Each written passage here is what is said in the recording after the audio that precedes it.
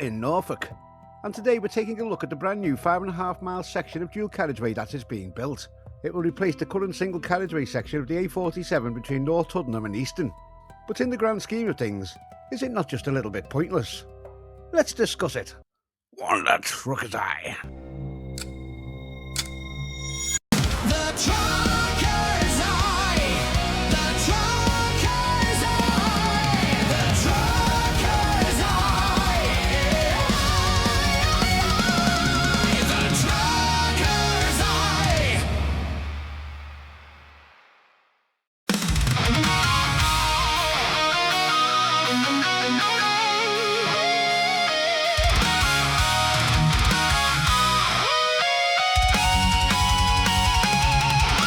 For the longest time, this roundabout approach has signalled the end of the dual carriageway heading towards Dereham from Norwich, and this is where the current dual carriageway will see its continuation for another 5.5 miles.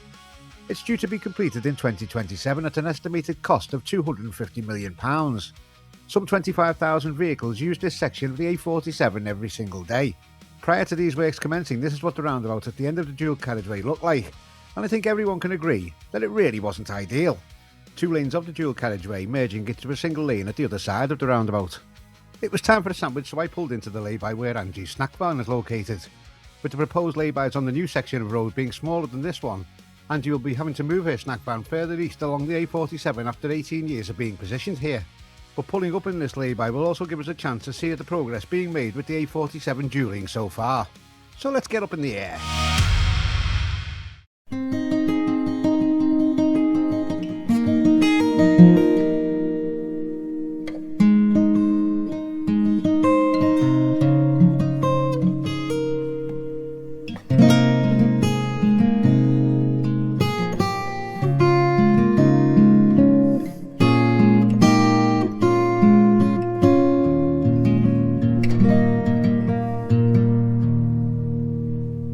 As we can see, there is plenty of progress already being made.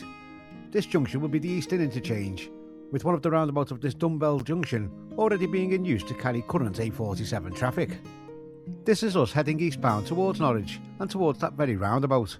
In a truck you can't afford to take this roundabout too quickly, as hopefully you can see quite an adverse camber.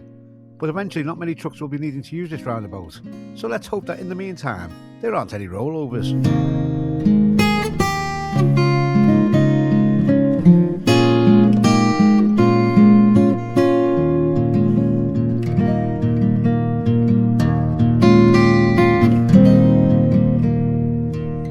One thing to note when heading to the now defunct Eastern roundabout is just how narrow these concrete blocks make it for long vehicles. You can tell just how tight it is by the amount of tyre tracks from trailers that are on the kerb. Another foot of space would make all of the difference. No doubt there will be some bumpers being scraped on these concrete blocks. Once the new road is complete, large swathes of the existing A47 will still be used for local access and cyclists, which is a major safety benefit for both cyclists and motorists. We were able to stop again a bit further along to see what progress was made a little farther west.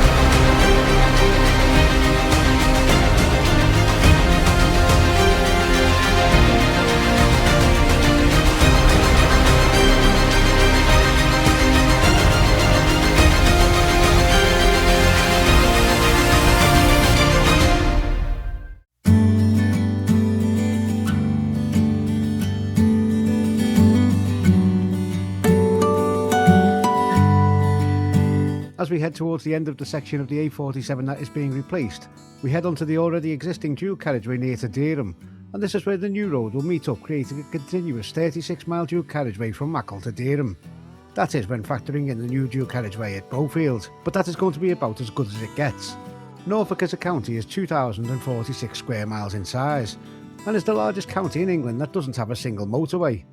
And even getting to this stage of a 36-mile continuous dual carriageway is only just coming to fruition, but there doesn't look like there'll be any continuation of the dual carriageway from Dereham to Kings Lynn. Certainly not at any time in the near future. I asked AI to estimate the cost of continuing this dual carriageway all the way to Kings Lynn, and it based the estimate on the cost of other recent dual carriageway constructions, including the one that we've been looking at in this video, and the price that it estimated to continue the dual carriageway to Kings Lynn would be £600 to £800 million. We just haven't got that much money. We've wasted it everywhere else. Can't see that getting the go-ahead anytime soon, but there are also parts of the A47 that are in far bigger need of upgrading, such as anywhere from Guyon Bridge and up to Wisbeach, and across towards Kings Lynn. Then there's the section from Guyon Bridge towards Thorney, and beyond the Thorney bypass to the I bypass, which are all a lot busier sections of the A47 than the Dereham to Kings Lynn stretch, and will cost significantly less to upgrade. But just like the quirky pub quiz team name, Norfolk and Chance. Brilliant. there's no fucking chance that any of them get done soon, especially with the resurfacing and new average speed cameras being implemented on the single carriageway sections from Kings Lynn and all the way to I.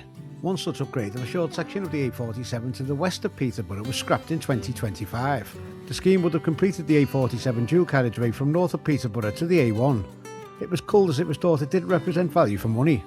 Interestingly, it was going to cost around £100 million for just over a mile of road, which is far higher than the £200 to £250 million the 5.5 mile section in Norfolk is costing.